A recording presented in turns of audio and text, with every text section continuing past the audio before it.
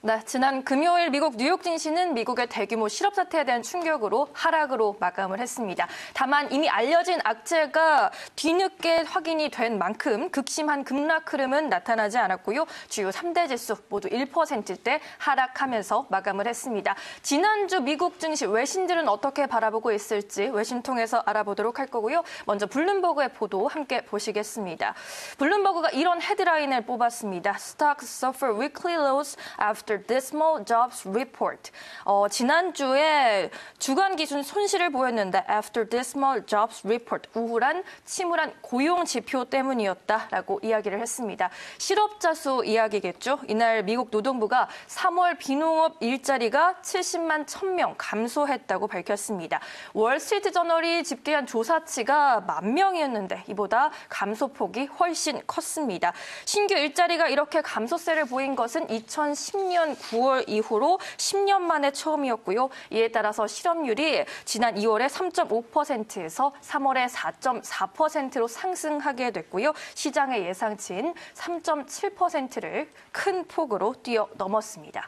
이렇게 고용 충격이 시장에 부담이 되기는 했지만 원유 시장이 투심에 반영되면서 낙폭을 일부 방어하는 모습을 보였습니다. 유가 관련 외신도 하나 볼 텐데요. 국제유가는 지난 이틀 연속 폭등하는 모습을 보였죠. 지난 금요일에 12% 가까이 급등을 했고 그 전 목요일에는 24% 폭등하면서 마감을 했습니다. 주간 기준으로 32%나 오르면서 역대 최고의 상승폭을 기록했는데요.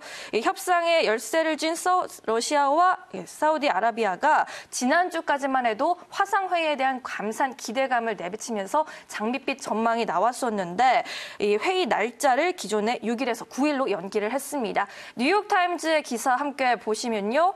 OPEC meeting is delayed as Saudi and Russian tensions flare이라고 얘기를 합니다. tensions flare이라는 표현이 사용이 됐는데 갈등이 다시 타올랐다라고 표현을 했습니다. 이렇게 다시금 난항이 예상되고 있는데요. 현재로서는 두 나라가 OPEC 플러스 회의를 9일에 개최를 하더라도 트럼프 대통령이 예상한 하루에 1,000만에서 1,500만 원의 감산이 나타날 수 있을지는 미지수로 보이고요. 이 두 나라는 최근에 감산 결렬 책임을 서로에게 돌리게 되면서 또다시 공방을 이어가고 있습니다. 이로써 유가는 또다시 불안한 흐름을 보일 것으로 예상이 되고 있습니다. 네, 다음 외신도 살펴보도록 하겠습니다. 코로나 바이러스 관련해서는 더욱더 불안한 전개가 이어지고 있죠. 트럼프 대통령은 더욱더 심각한 상황을 예고를 했습니다. BBC의 보도를 보시면요. 트럼프가 이번 주가 toughest week가 될 것이다 라고 경고를 했습니다. 트럼프 대통령이 미국인들에게 가장 힘든 한 주를 준비해야 될 것이다 라고 이야기를 했는데요. 이번 주가 아마도 가장 힘든 주가 될 것이라면서 불행히도 많은 미국인들이 사망자가 발생할 것이다 라고 이야기를 했고요. 이 현 상황에 대해서 전쟁에 거듭 비유를 하면서 사망자 발생 전망과 함께 1, 2차 대선, 세계대전 사망자 수에 비교하기도 했습니다. 그리고 트럼프 대통령은 이날에도 클로로킨의 코로나19 치료 효능을 거듭 주장했고요. 자신은 진단받지 않았지만 이 약의 복용을 고려하게 될지도 모른다라고 미국 언론들은 보도를 했습니다. 마지막으로 미국 경제지 보도 하나 더 확인해 보도록 하겠습니다. 헤드라인을 보시면요. 골드만삭스가 조금 우울한 전망을 내놨습니다. The stock market's biggest driver, 여기서 S&P 500을 의미하는데 will plunge 123%라고 얘기했습니다. S&P 500이 123%대 급락세를 보일 것이다. In a brutal second quarter, 잔인한 2분기에라고 얘기를 했는데요.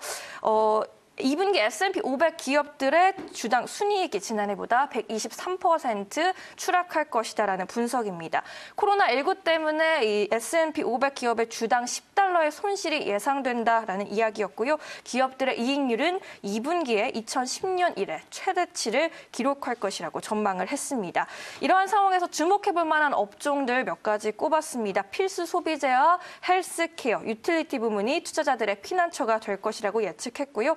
하이테크 사업과 기술 기업도 경제 폭풍을 극복할 수 있을 것이다라는 전망을 했습니다. 일단 2분기에 대해서는 이러한 비관론이 더 우세하다라는 점으로 이해하시면 될 것 같고요. 지금까지 외신 빨간펜 일부 전해드렸습니다.